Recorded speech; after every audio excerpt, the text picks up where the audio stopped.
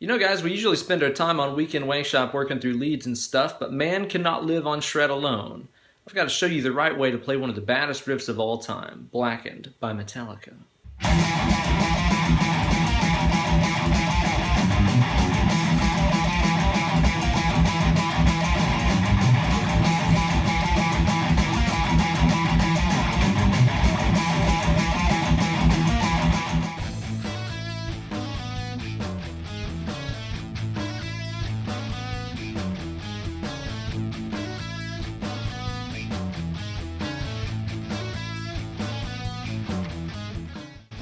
Hello kids, and welcome to a brand new riff-tastic installment of Weekend Wankshop. Here's your good pal, Uncle Ben.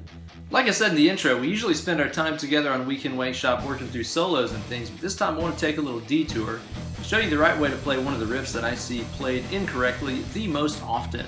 Blackened by Metallica off of the Injustice for All record.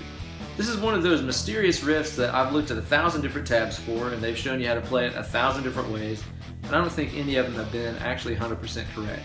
What I did for you is I prowled through YouTube and found the isolated guitar track from Injustice for All, and I kind of spent some time prowling through that super scooped, brutal tone that they had on that record, and I think I've come up with what's actually happening with that riff.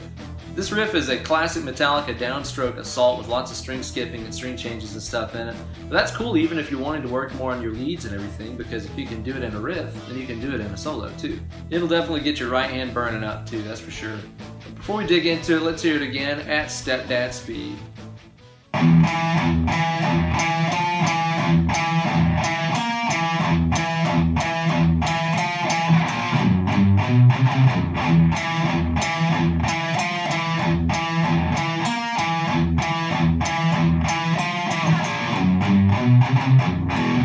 And of course, you can find a full tab for this week's lick over on my Instagram page. So go to Instagram and look up BenEllerGuitars. Find the tab for this week's lick and learn how to play it. Upload a video of yourself riffing through it along with the hashtag Weekend Wankshop. Alright, so in classic Metallica fashion, this features a lot of heavy palm-muted open E string and some accented non-palm muted notes on the next couple of strings. So basically all of the open low E strings that we're going to hit in this opening riff are going to be palm muted, so I'm just going to tell you already that's sort of a given. The accent notes that are on the A string and D string are not going to be palm muted. So basically if you're playing the open E, it's going to be palm muted. If you're playing the A or D strings, it's not going to be palm muted. This is one of those classic, what me and my Skype student Steve called elbow popper kind of riffs. It's kind of riffs where you'll be jumping on and off of the strings to mute and unmute them the entire time. So your first figure you're going to run into here is going to be the open E, followed by the 7th fret A, then that again. Then you're going to go open E, 7th A, 8th A, 7th A. Now you got...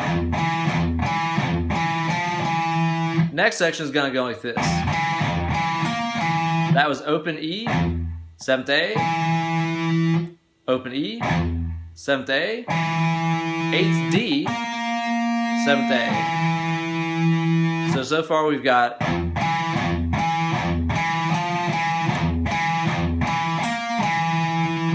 After this, you're going to follow it up with basically what started the riff.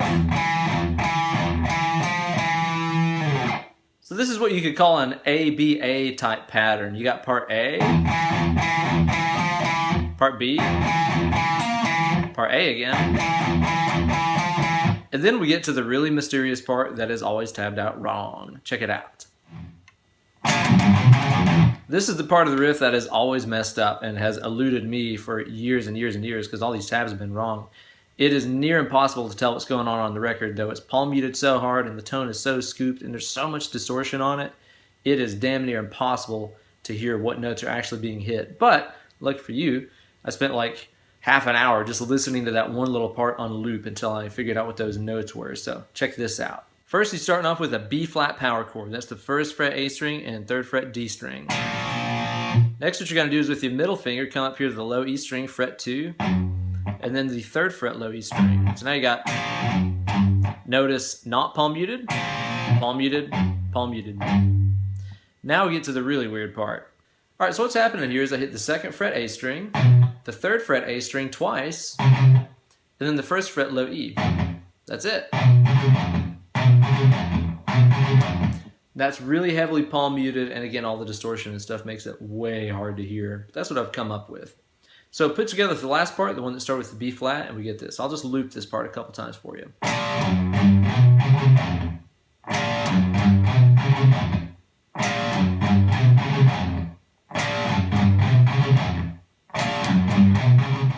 And immediately after you hit that last F note, the riff begins again. So in other words, as soon as you're done,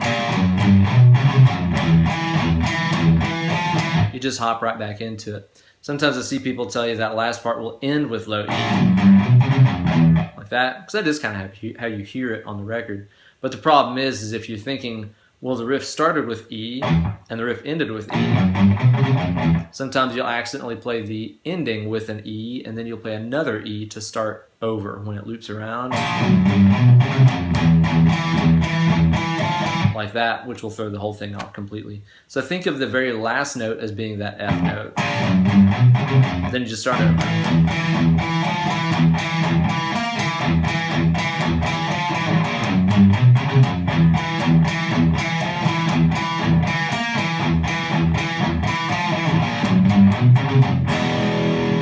So there you go, kids. One of the greatest Metallica mysteries of all time solved. Thank you guys so much for watching this video. Be sure to like this video and subscribe to my channel for more cool stuff. Also follow me on Instagram and Twitter at BenEllerGuitars.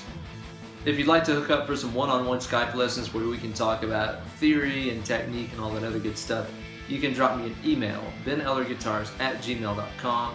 We'll talk about rates and times and all that other good stuff and get you booked up for some learning time. Thanks again, you guys. Stay tuned for some more cool stuff coming next week. Cheers.